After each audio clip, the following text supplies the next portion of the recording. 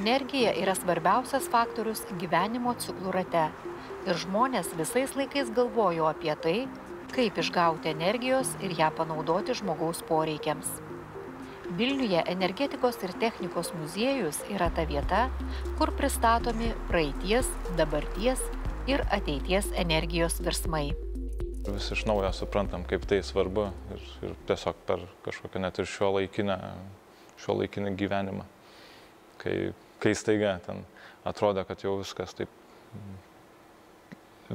keliauja tik tai pažangos linkme ir tada susiduriam su kokia, lyg ir mažytė, bet energetinė krize. Tada suprantam, kad vis dėlto labai daug kas mūsų gyvenime priklauso nuo energetikos, visokios. Tiek elektros energija, tiek kažkokia šilumos energija žiemą ir panašiai. Svarbus, žodžiu, dalykai mums. Pastatas, kuriame veikia energetikos ir technikos muziejus, pasakoja intriguojančią čia veikusios Vilniaus centrinės elektrinės istoriją. XIX amžiaus pabaigoje, kai mieste jau brendo poreikis dujinį gatvių apšvietimą keisti elektros lemputėmis, čia ir įvyko didysis perversmas. Nors pirmosios elektros lemputės įžiebimo šventė Lietuvoje minima ne Vilniuje. Tuo metu buvo 1863 metais buvo pasirašyta tokia sutartis su Lalanco dujų kompanija, po to pasivadino Naujojo Berlyno dujų kompanija, ir tos kompanijos buvo atsakingos už apšvietimą Vilniaus mieste, bet jis toksai, laikui bėgant pasidarė archaiškas tam tikrą prasme ir reikėjo kažko modernesnio. Tai tas modernesnis, aišku, yra šita elektrinė ir elektrinės apšvietimas. Tai kaip galėjo kilti idėja, kad reikia tokio dalyko, tai paradoksaliai, bet pirmosios elektrinės Lietuvoje buvo ne Vilniuje, ne Kaune, o Kretingoje, kas irgi ganėtinai visai įdomu, nes ilgą laiką sakydavo Rietave žmonės. Dabar irgi, kai kada taip sako, nes, pavyzdžiui, energetikai Lietuvoje švenčia balandžio 17 dieną kaip pirmąjį lemputės užžiebimą Lietuvoje, nors iš tikrųjų Kretingoje 2 metais anksčiau užsidegė tam, sakykim, botanikos sode. Tai ten buvo hidroelektrinė, visai įdomu, kad nors yra ankstyvesnė data ir ji lyg ir žinoma, bet taip sako, kad kadangi Rietave užsidegė viešai ir bažnyčioje per Velykas, tai va todėl čia ta data yra, žodžiu, tokia pirmoji viešoji. Tai irgi toks įdomus niuansas. Vilniuje elektrifikacija prasidėjo nuo mažų privačių elektrinių, o sprendimus miestui inicijavo Josefas Montvila, garsus verslininkas, bankininkas ir filantropas, miesto burmistras. Jis intensyviai dirbo prie elektrinės projekto ir įtikino vilniečius, kad miestui gyvybiškai būtinos naujovės. Vilniuje buvo tokių mažų elektrinių. Ir mes irgi ekspozicijoje turim tokius pavyzdžius. Jelenskis, pavyzdžiui, turėjo tokią mažytę elektrinę. Čia tikriausiai pirmoji elektrinė Vilniuje, Gedimino prospekte 19. Ir dar pirmoji elektrinė, kuri tiekė elektrą į kitą pastatą, pas tokius Prozorovus, net nežinoma, tokia buvo giminė arba šeima Lietuvoje, architektas ir jo žmona, kuri labai mėgo tokius viešuosius, kaip čia pokylius, elitą ir panašiai. Tai tada turėjo kažkaip pasklis žinia ir plačiau. O dar keletas tokių žinomų elektrinių, tai Vilniaus pirklių namai, tai dabartinė Filharmonija, tada generolo Kukelio namai, tai tokie mažytės elektrinės iš esmės ir jos yra skirtos apšviesti kažkam vienam pastatui. Tada, aišku, turėjo pamatyti kažkas iš tokių šviesesnių žmonių, tai mes visą laiką akcentuojam tokį vieną asmenybę, tai Jozefą Montvilą, Vilniaus miesto burmistrą tuometinį, kuris tikriausiai galėjo painspiruoti, nes jis turėjo tokią lyg ir slaptą draugiją, 12 apaštalų vadinas. Tai toks, Vilniaus elitas. Ir galbūt jie painspiravo, bet iš tikrųjų tai buvo sudaryta tokia komisija, tai dabar tų visų pavardžių neišvardinsiu, bet labai įvairi publika. Vilniaus centrinės elektrinės statybos finansavimas buvo didžiausia miesto valdybos investicija. Miestiečiai net pirko elektrinės akcijas ir savo lėšomis prisidėjo prie naujo Vilniaus energijos virsmo, kuris padėtų spręsti to laikmečio problemas. Išspręsti higienos klausimą. Arklinį tramvajų paversti elektriniu, plėtoti pramonę. savotiškai. Nes pagrindinis iš tikrųjų tikslas tai buvo apšvietimą pakeisti iš to dujinio į elektrinį, tokį modernų. Bet va tie kiti kriterijai irgi tokie labai savotiški. Bent jau dabar gal skamba savotiškai. Tai kas tas higienos klausimas? Ilgą laiką pramonė Vilniuje telkėsi užupėje, tai tiesiog išnaudodavo vandens rato arba vandens jėgą. Nu ir ten, nežinau, kokios nors odos apdirbimo, pavyzdžiui, įmonės arba malą drabužius gamina popierių. Tokie visokie įrengimai veikia, susijęs su vandens apytakos ratu. Tai Vilniaus miesto magistratas tiesiog taip moderniai norėjo pasižiūrėti, arba savivaldybė tuometinė, kad reikia pagaliau sutvarkyti miestą, gražinti miestą. Tokia kaip ir senosios ekologijos linija. Nu, tai kad susitvarkyti ir kad būtų modernių miestų, tai reikia tą vandens jėgą pabandyti paversti kitą jėgą. Vilniaus centrinės elektrinės pastatus projektavo vilnietis inžinierius. Variklius ir mašinas įrengė vokiečių firmos. Gamybinėme korpuse su dideliais langais buvo mašinų salė ir katilinė, čia pirmą kartą panaudota metalinių santvarų konstrukcija. Elektrinės paleidimo data buvo suplanuota sausio pradžioje, bet dėl gamtos išdaigų pirmosios pramoninės Vilniaus centrinės elektrinės gimtadienis persikėlė į 1903 m. vasario 14 d., kai elektrinė pagamino pirmasias kilovatvalandes. Pradeda statybas 1901 metais. Architektas lyg ir nėra iki galo žinomas, bet, sakykim, toks lyg ir projekto autorium galima laikyti Vladislavą Malinauską arba Vladislavą Malinovskį. Ir nuo 1901 metų iki 1903 metų vykdomos statybos. Tai per 2 metus pastato visą elektrinę. Tai šiaip ganėtinai geras tempas. Nors irgi yra tam tikrų kuriozų su statybom. Šiaip per 2 metus pastato, 1903 metų sausio 17 dieną yra vienas pridavimas ir 22 dieną tiesiog visos likusios įrangos. Nu, sakykime, ir ten mašinų salės, tai ten turbinos, generatoriai, katilai ir miesto tinklai. Tai jau lyg ir turėtų pradėti veikti, bet atidarimo data, kaip tik graži data, šiemet sukanka 120 metų, tai vasario 14 laikom. Kažkaip keistoka, toksai lyg ir mėnesio tarpas. Tai yra tokia istorija, žinoma, kad išvedžiojo miesto tinklus, pakabino lempas ir jos buvo tiesiog ant per ilgų laidų sukabintos, o baigėsi tuo, kad buvo tiesiog audra, visas lempas išjudino ir dėja sudužo. Tai kadangi nebuvo taip lengva pakeisti visų lempų, tai reikėjo gal kitą konstrukciją kažkokią biškį sugalvoti, sutvirtinti ir atidėti visą elektrinės tokio oficialų paleidimą, ko ne mėnesių. Tai vasario 14 sukako 120 metų nuo elektrinės atidarimo. Vilniaus centrinė elektrinė išsiskyrė savo statinių kompleksu, kuriame buvo suplanuotos ne tik gamybinės patalpos, bet ir neoklasicizmo ir neorenesanso formų korpuse įrengta kontora ir administracijos butai.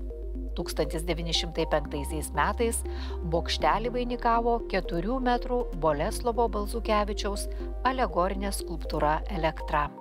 Kai pastato, visą pastatą kyla idėja papuošti ir eksterjerą. Tai yra toksai geras klausimas, ar pasiūlymas, ar pats tas žmogus, arba autorius Boleslovas Balzukevičius užkelia skulptūrą, sukuria skulptūrą, tiesa Varšuvoje, bet čia galiausiai atkeliauja ta skulptūra yra užkeliama, kuri vaizduoja, taip populiariai sakant, elektros epochos virsmą arba tokį modernumo virsmą. Ir tai atspindi Elektra, tokia mergina, kuri laiko elektros lemputę. Ir apačioje ten ne visą laiką matos, gal didžiai dalį žmonių, sakykim, iš tam tikrų perspektyvų.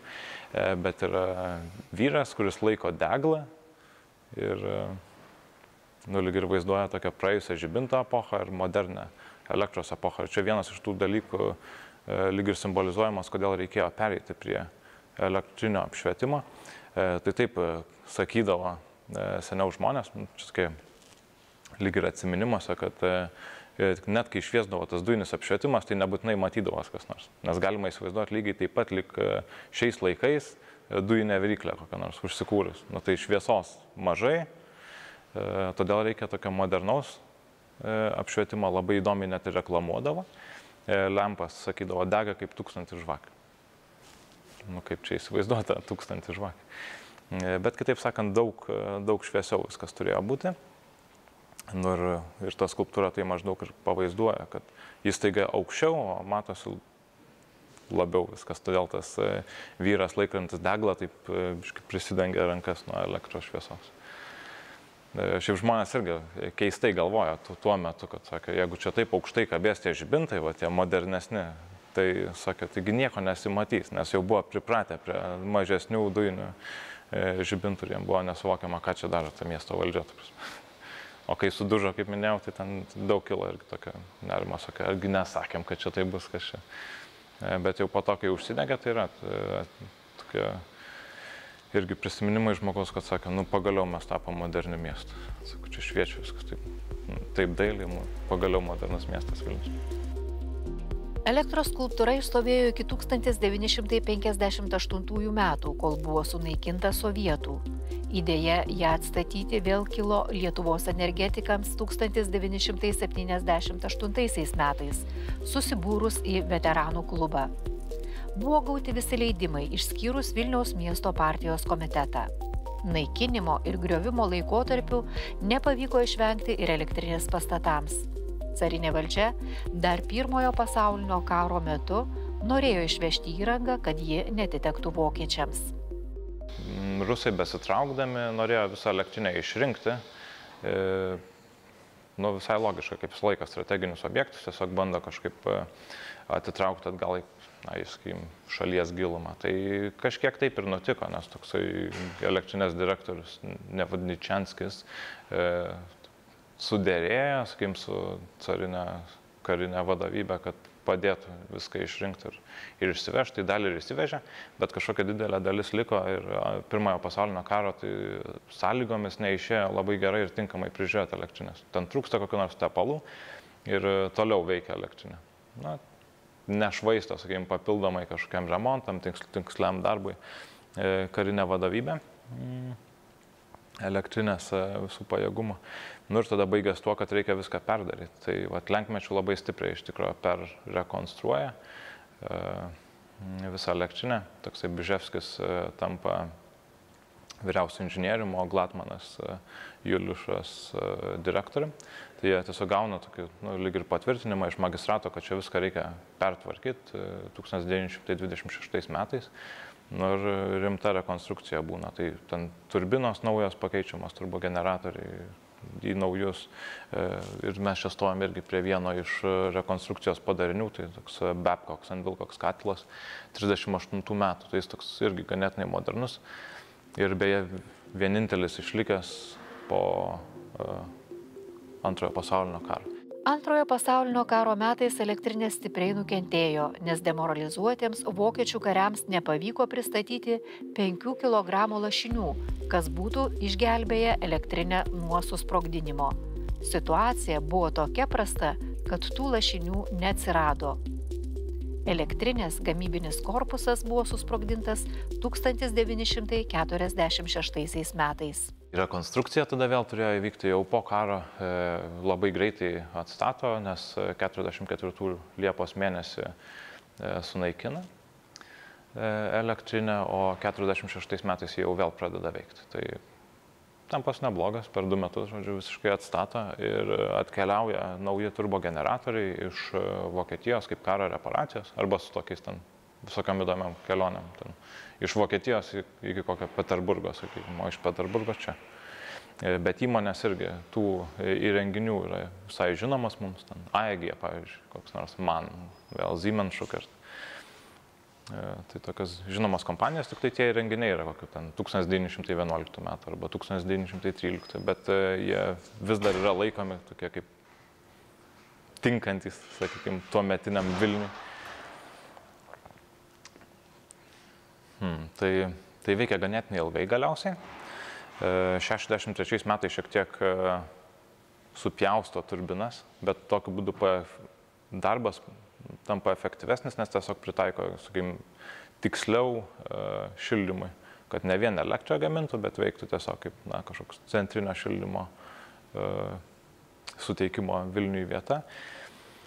Ir iki 81 metų vis dar gamina elektrą šitą elektrinę, tai toks nemažas tarpas arba veiklos, sakykime, metai ganėtinai ilgi, bet kaip toks industrinio paveldo objektas, arba tiksliau industrinis objektas, tai iki 1998 metų veikia. Taigi, neatsižvelgiant į visas negandas, Vilniaus centrinė elektrinė veikia net iki 1998 metų. Aprūpindavo šalia esančius Žirmūnų ir Šnipiškių gyventojus šilumą. O nuo 2000 metų šiame pastate savo istoriją kuria Energetikos ir technikos muziejus, kuris interaktyviais būdais kviečia pažinti sudėtingus tiksliuosius mokslus. 1982 metais energetikai nusprendė, kad reikia įrašyti į kultūros paveldo registrą kaip tokį ganėtinai svarbų išskirtinį objektą. Ir iš to išsivystė idėja, kad reikia įsteigti energetikos muziejų. Bet ta vizija tapo realybė 2003 metų vasario 15. Toks pritrūko vienos dienos truputėlį, bet visai gražu, kad praktiškai ant kiek čia šimtmečio minėjimo proga atsidarė muziejus. Tikslai, tai šiaip jau populiarinti fiziką, inžineriją, tokią energetiką ir panašiai, nes tiesiog yra, sakykime, įdomus kaip kultūros paveldo objektas, toks technikos paveldo objektas, bet kuo dabar užsiminėjom, tai tokius, sakykime, tai populiarinam tiesiog tiksliuosius mokslus įvairiai. Nežinau, gaminam, pavyzdžiui, iš centų aliuminio ir elektrolito baterijas. Tai vaikai patys gali sukonstruoti bateriją ir užsižiebti lempą. Toks visai įdomus dalykas. Arba kodėl lempa šviečia.